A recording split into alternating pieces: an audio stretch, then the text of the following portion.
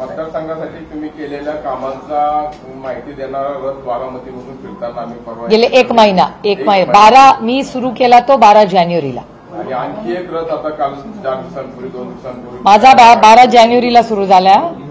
त्यामुळे तुम्ही आघाडीवर असं जावा आघाडी असं नाही, काही बातम्यांमध्ये असं तुमच्या चॅनल्सवर आलं की माझा नंतर सुरू झाला, विच इज नॉट फॅक्च्युअल।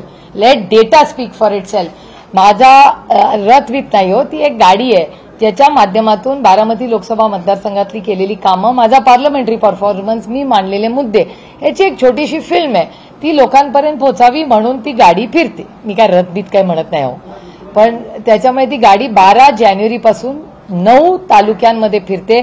त्याचा पूर्ण माहिती सगळं बाय मिनिट टू मिनिट कुठल्या गावात गेली वगैरे ही सगळी कोणाला माहिती हवी असेल तर ती माझ्याकडे I am happy to share. आणि दुसरा जो फिरायला लागलाय तो त्यांनी केलेली कामं किंवा आणखी करू इच्छिणारी कामं असा त्याच्यामध्ये साधारणपणे लोकशाही हो, लोकशाहीमध्ये प्रत्येकाला आपापलं मत मांडण्याचा अधिकार आहे, असं नाही। आमच्याकडे दडपशाही नाही, आमचं म्हणणं आहे प्रत्येकाने आपला पक्ष काढावा, प्रत्येकाने आपली मतं मांडावी, त्यांनी आयडिओलॉजी करावी।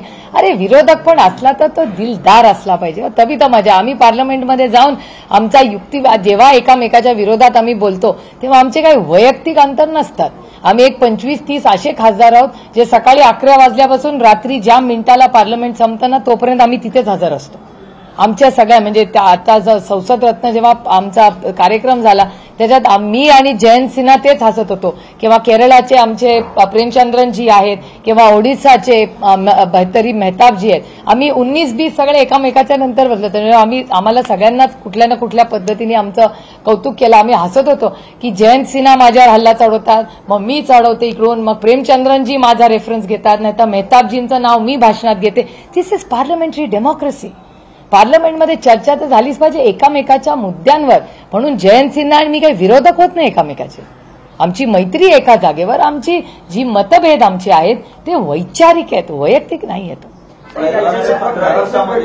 घरातलीच व्यक्ती ज्यावेळेस विरोधी उमेदवार म्हणून पुढे येणार असते किंवा त्याची संभावना स्पष्ट होते त्यावेळी काय? अहो पण ही लढाई वैचारिक आहे, वैयक्तिक नाहीच आहे।